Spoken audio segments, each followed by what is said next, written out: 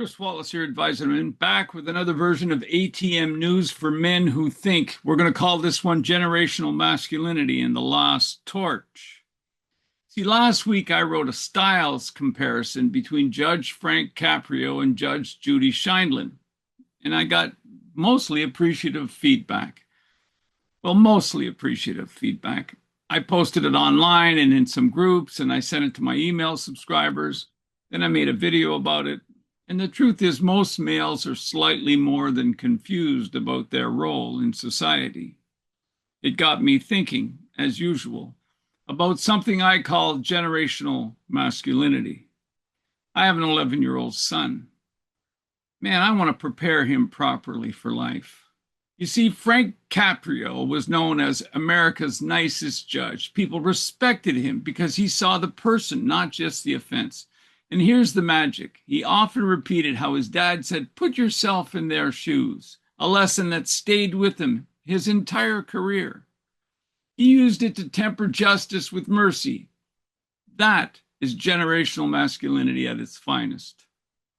A father passes down his wisdom to a son, and the son carries it forward.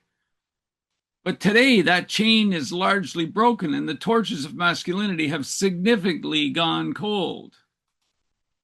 So let's think about how trust is built. Trust doesn't just appear out of thin air, it comes from sameness. In people, scientists call this homophily. Simplified, it means birds of a feather flock together. We like people who are like us. We build trust when we share language, neighborhoods, schools, work, humor, music, and values with people. The more of these friendship pillars that we have, the deeper the friendship.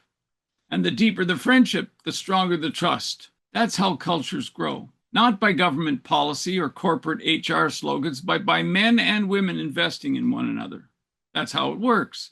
Because when it comes to human relationships, without trust, you have nothing. When diversity becomes a policy, let's talk about that. I recently debated somebody online who insisted diversity is always strength. She warned that sameness leads to an echo chamber and extremism. She is right in that some diversity can be useful, but it takes generations for us to get used to that usually. That's the thing people forget about time. Travel, work, or service broadens perspective. No doubt about that. That's why when I was a kid, in between the gap year, between, high school and college, people would fuck off out west, go hitchhiking, or they'd backpack around Europe. One of my brothers bought a bike in France and pedaled all around Europe back in the 70s.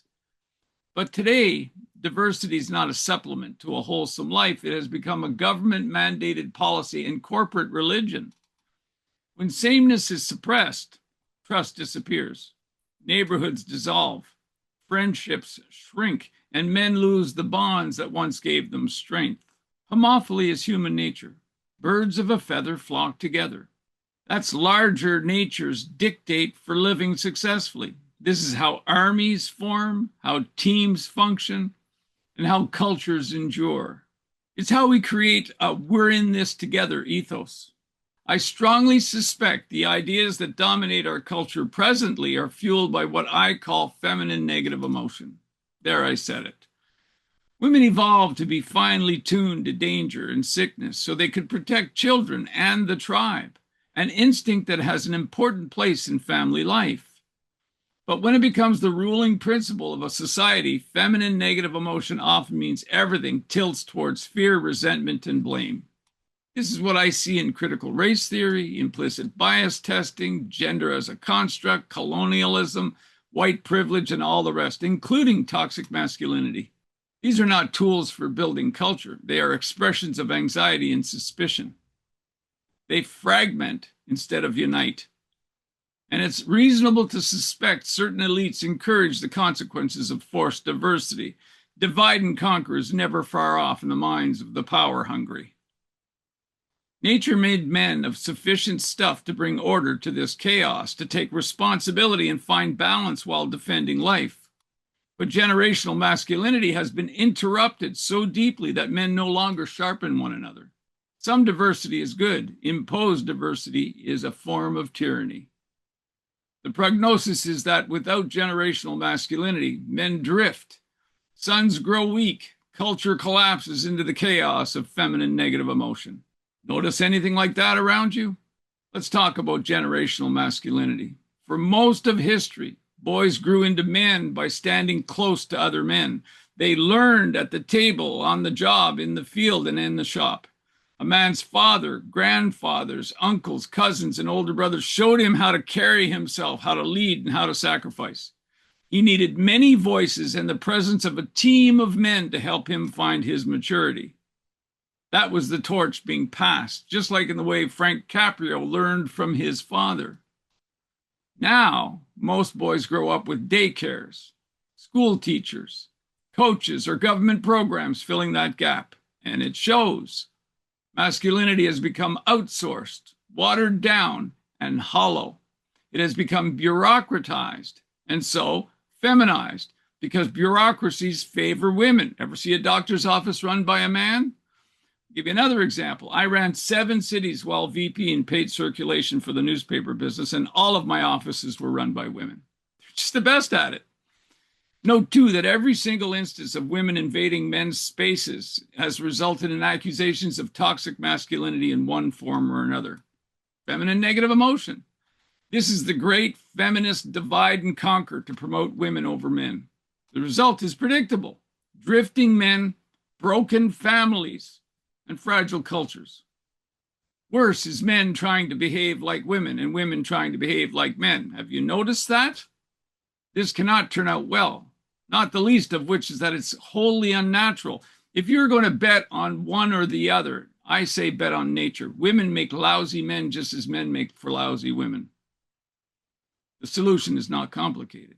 Men must take back responsibility of shaping other men, one another. Nothing replaces that. Men ought to listen, but also say no to the excesses of feminine negative emotion. Nicely as they can. Diplomatically. Otherwise, feminine chaos, which is present in feminized males as well, will prevail. And you don't want that. The torch must be carried. Judge Frank showed us what is missing as he carried the flame his father and other men gave to him and used it to serve others. That is the work before us now, to restore trust, to pick up the torch and to carry it forward. The choice is simple: carry the fire or watch it go out. Definitely don't want that. So don't wait. Here's your call to act boldly for mankind. She is the burdened female, precious creator of life. He is the expendable male, powerful defender of life. Together with overlap, they make up Team Human. Here's the catch. If a man fails to be a powerful defender of life, he reverts to simple expendability. Don't do that. And that's the mission of the Defender Boards. We teach Team Human, the balance of order and chaos, of necessary masculine and feminine forces. We gather men, we build real bonds, sharpen one another, and restore trust. If you're ready to take back the torch, don't wait. See the link in the description. In the meantime, stay powerful, true, and free.